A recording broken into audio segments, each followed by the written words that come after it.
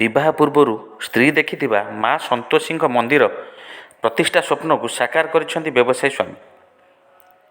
ଏଭଳି ଏକ ଘଟଣା ଦେଖିବାକୁ ମିଳିଛି ବିଞ୍ଝାରପୁର ବ୍ଲକ ଅନ୍ତର୍ଗତ ଚିକଣା ଗ୍ରାମରେ। ଚିକଣା ଗ୍ରାମର ଝିଅ ବୈଜୟନ୍ତୀ ଲେଙ୍କାଙ୍କ ପାଇଁ ତାଙ୍କ ସ୍ୱାମୀ କ୍ଷେତ୍ରବାସୀ ଲେଙ୍କା ନିର୍ମାଣ କରିଛନ୍ତି 8 କୋଟି ଟଙ୍କା ବ୍ୟୟରେ ବିଶାଳ ମନ୍ଦିର, ଯାହା ଆସନ୍ତା 28 ତାରିଖରେ ପ୍ରତିଷ୍ଠା ହେବ। ଯାହାକୁ ନେଇ ସମଗ୍ର ଯାଜପୁର ଜିଲ୍ଲା ଓ ବିଞ୍ଝାରପୁର ଅଞ୍ଚଳରେ ଚର୍ଚ୍ଚାର ବିଷୟ ପାଲଟିଛି। ଏଭଳି ଘଟଣା ଶାହଜାହାନଙ୍କ ତାଜମହଲ ନିର୍ମାଣ ସ୍ମୃତିକୁ ମନେ ପକାଇ ଦେଉଛି। ମୋ ନାଁ ହେଉଛି କ୍ଷେତ୍ରବାସୀ ଲେଙ୍କା।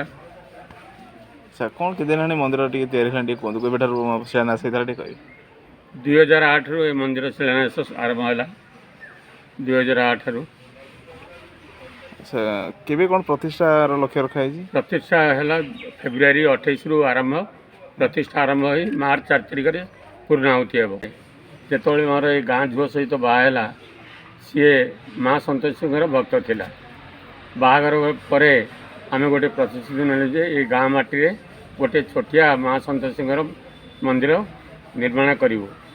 କିନ୍ତୁ ବ୍ୟତିକ୍ରମେ ସିଏ ନିର୍ମାଣ ଛୋଟିଆ ମନ୍ଦିର କ'ଣ ହେବ, ଇଏ ଗୋଟେ ବିରାଟ ପ୍ରୋଜେକ୍ଟ ହେଲା। ଆଉ 2008ରେ ଆରମ୍ଭ ହେଲା।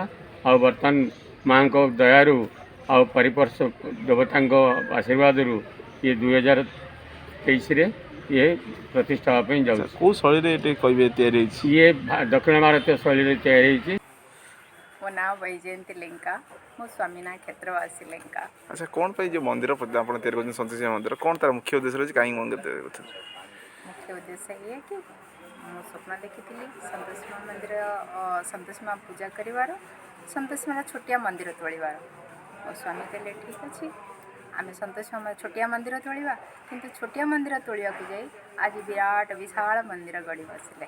ଆଉ ସିଏ ଖାଲି ମୋ ସ୍ୱାମୀଙ୍କର ଇଚ୍ଛା ନଥିଲେ ହେବନି, ସିଏ ମାଆଙ୍କର ଇଚ୍ଛା ଥିଲା ଏଇ ଶୈଳୀରେ ଗଢ଼ା ହେବ, ମୁଁ ଏଇ ଭାବରେ ଆସିବି, ଏତେ ଲେଟ୍ରେ ଆସିବି। ତାଙ୍କ ଇଚ୍ଛା ବିନା ଆମେ କ'ଣ କରିପାରିବା ଆଜ୍ଞା?